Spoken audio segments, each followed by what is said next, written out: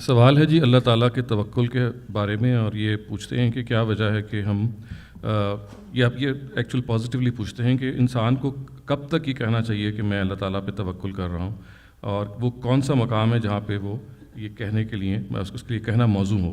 نیز وہ یہ بھی پوچھنا چاہ رہے ہیں کہ اگر ہم اللہ تعالیٰ پر اپنا بھروسہ اور توکل بڑھانا چاہتے ہیں تو اس کے لیے کیا کریں۔ آخری حصے کا جواب پہلے دے دیتا ہوں۔ اللہ تعالیٰ پر بھروسے کے لیے آپ اللہ پر اپنے ایمان کو زندہ رکھیں۔ اللہ ایک زندہ حقیقت کے طور پر آپ کے دل اور دماغ میں آئے۔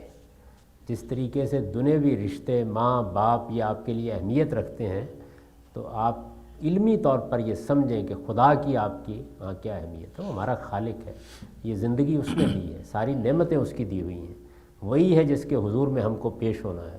اسی نے بشارت دی ہے کہ اگر تم اپنے آپ کو پاکیزہ بنا کے آؤ گے تو میری جنت کے دروازے تمہارے لیے کھل جائیں گے۔ تو اللہ کے ساتھ سچی محبت، اللہ کے ساتھ سچا تعلق، یہ ہے جس کو سب سے بڑھ کر ہر انسان کو اپنے اندر پیدا کرنے کی کوشش کی۔ یہ جب پیدا ہو جاتا ہے تو پھر اس کے اثرات ہوتے ہیں، آپ کی زندگی پر ہوتے ہیں، آپ کے رہن سہن پر ہوتے ہیں، آپ کی ہر چیز پر ہوتے ہیں۔ خدا ہمیشہ یاد رہے اور خدا کے ساتھ ایک سچا تعلق ہر انسان کے ذہن میں رہے۔ کیا پہلو تھا جس پہ انہوں نے یہ پوچھنا چاہ رہے ہیں کہ یعنی وہ کون سا مقام ہے جو ہم یہ کہہ توکل سکتے کے ہیں بارے کہ میں اللہ عرض کر رہا تعالیٰ تھا کہ یہ پہلی چیز یہ ہے۔ جب آپ کے اندر یہ چیز پیدا ہو گئی تو اس کو بڑھانے کا طریقہ کیا ہے؟ اس کو بڑھانے کا طریقہ یہ کہ اللہ کی کتاب کو پڑھیے۔ قرآن مجید جو ہے وہی اصل میں اللہ تعالیٰ کا صحیح تعارف آپ کو کراتا ہے۔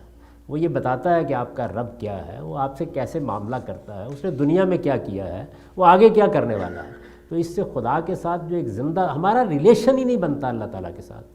مذہب ہمارے ہاں اصل میں کچھ احکام سے آتا ہے، وہ پہلے خدا کے سچے تعلق سے نہیں آتا۔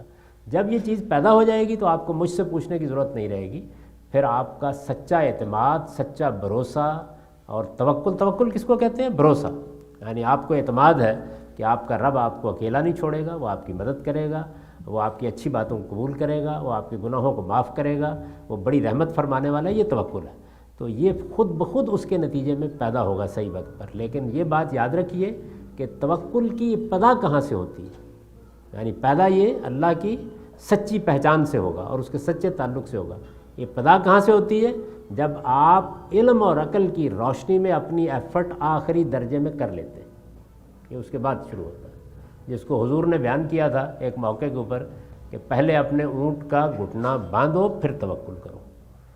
تو پہلے آپ کو کیا کرنا ہے؟ کوئی مسئلہ درپیش ہوا ہے، کوئی زندگی کی مشکل آ گئی ہے، آپ سب سے پہلے یہ دیکھیے کہ علم اور عقل کی روشنی میں آپ کو ایفرٹ کیا کرنی ہے۔